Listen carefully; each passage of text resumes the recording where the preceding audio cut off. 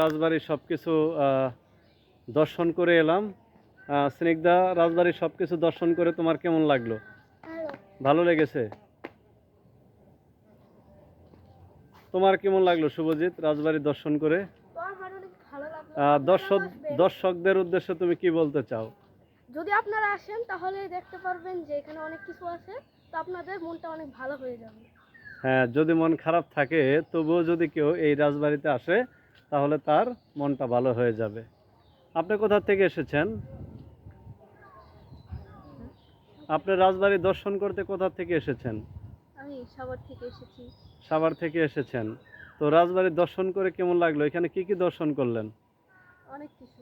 তার মধ্যে শিবের মন্দির, তারপর দুর্গা মন্দির। আচ্ছা আচ্ছা, আপনার মাথায় কি উকুন হয়েছে নি? হ্যাঁ,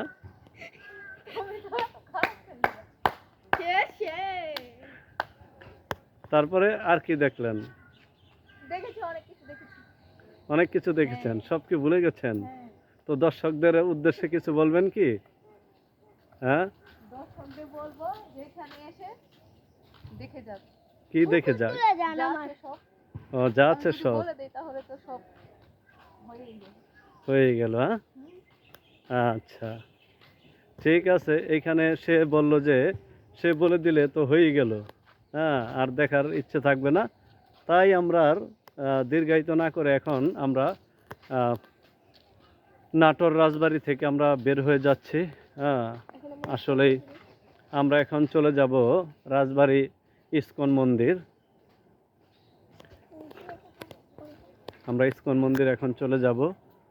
এখানে আমি ক্লান্ত প্রাণ এক, চারিদিকে জীবনের সমুদ্র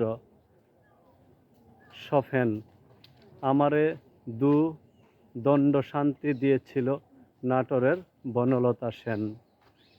আমি ক্লান্ত প্রাণ এক, চারিদিকে জীবনের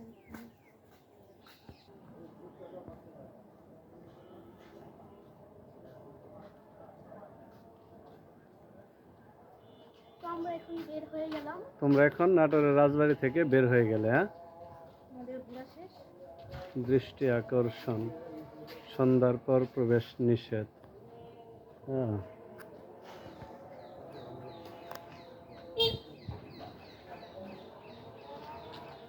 নাটোর রাজবাড়ি।